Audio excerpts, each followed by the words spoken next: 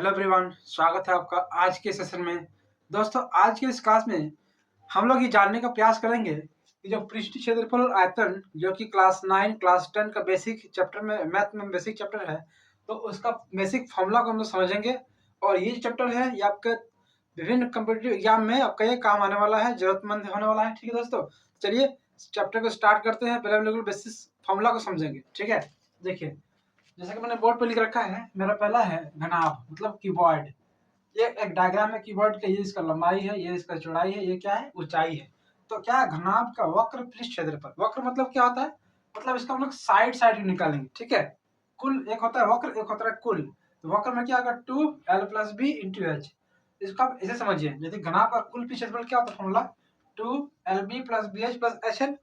वक्र में क्या आपको जो ऊपर का साइड है और जो नीचे का साइड है उसको आपको छोड़ देना, मतलब माइनस कर देना। देखिए जो ऊपर का साइड जब इसको ऊपर से देखते हैं तो क्या है वो आयत है। आयत के क्षेत्रफल क्या लंबाई इंटू चौड़ाई, मतलब एल इंटू बी माइनस करेंगे। और एक आयत नीचे भी है, दो दो एल इंटू बी से माइनस कर दिए तो हम लोग का जो आएगा ये इसको सॉल्व करेंगे ना तो हमारा कितना आएगा 2l+b/h, यही आने वाला है। ठीक है दोस्तों, नेक्स्ट है घनाभ का कुल क्षेत्रफल 2lb+bh+hn। घनाभ का आयतन का फॉर्मूला क्या है L into B into H. इसको याद रखना पड़ेगा, तब जाकर क्वेश्चन को हम लोग सॉल्व करेंगे तो ये काम आएगा। नेक्स्ट हम लोग घन। देखिए घन घन का क्या है, ये हमारा घन का डायग्राम। घन और घनाभ में क्या अंतर है, घनाभ में जो है लंबाई चौड़ाई ऊंचाई अलग अलग है, लेकिन घन में क्या है सब बराबर, लंबाई चौड़ाई ऊंचाई बराबर है। ठीक है, देखिए घन का वक्र पृष्ठ, वक्र मतलब क्या है ऊपर का साइड और नीचे का साइड को छोड़ देना। तो कितना साइड बच रहा है, चार साइड, एक इधर एक उस साइड एक पीछे और एक आगे तरफ, क्या साइड तो 4l²। क्योंकि देखिए आप ध्यान से देखिएगा ये क्या है, एक साइड यदि लीजिएगा तो ये क्या है, ये एक वर्ग है।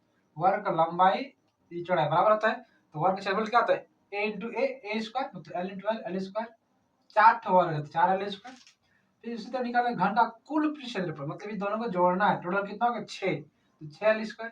और घन का आयतन का फॉर्मूला याद रखिएगा l³। नेक्स्ट हमारा है बेलन मतलब सिलेंडर। देखिए जैसे बेलनाकार आकृति है, बेलन का ये क्या है ऊंचाई है h है और इसका त्रिज्या है r। ठीक है, देखिए तो क्या है पहला फॉर्मूला बेलन का वक्र पृष्ठ क्षेत्रफल। देखिए ये जो आकृति वक्र मतलब इसको ऊपर वाला और ये नीचे वाला आपको छोड़ना है, मतलब साइड साइड निकालना। तो क्या होगा देखिए ये ऊंचाई है और ये जो इसको जो हम लोग उसको ओपन करेंगे, जो सर्कल पार्ट है इसको ओपन करेंगे तो ये क्या है वृत्त है। तो वृत्त का जो परिधि है वो खुल का जाएगा लंबा, वृत्त का परिधि मतलब 2πr। और इसका ऊंचाई कितना है, बेलन की ऊंचाई कितना है h। तो देखिए आयताकार बन गया ना, आयताकार बन गया।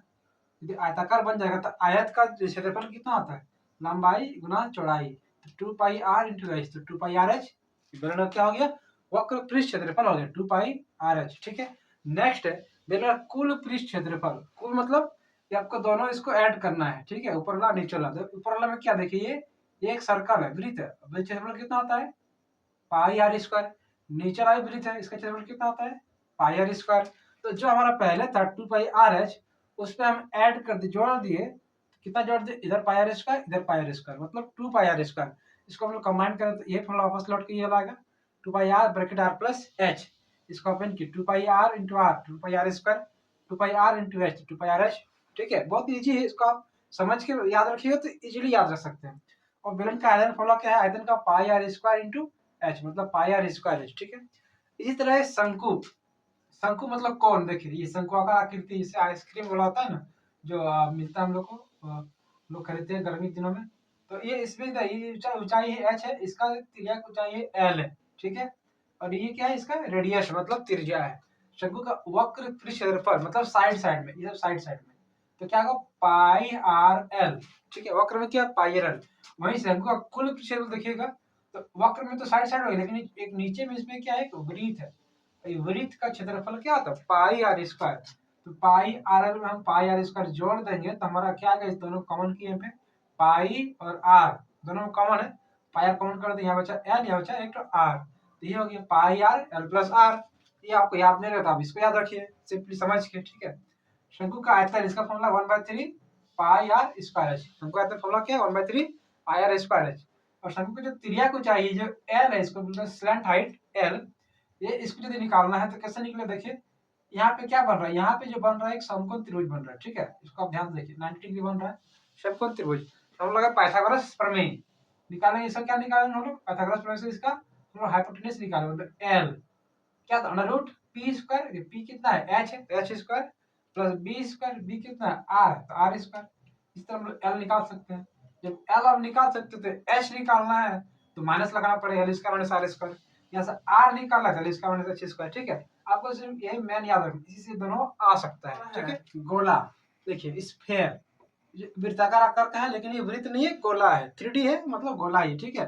देखिए इसका त्रिज्या आर, गोला का ऊंचाई और त्रिज्या सब मतलब इसका क्या है, त्रिज्या ही आर ही है, ठीक है, इसको याद रखिएगा।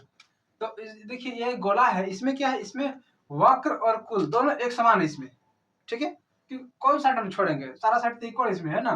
तो क्या है गोला का जो वक्र या पृष्ठ क्षेत्रफल, सिंपली इसका पृष्ठ क्षेत्रफल बोलेंगे, वक्र बोलिए कुल बोलिए दोनों एक ही है, ठीक है।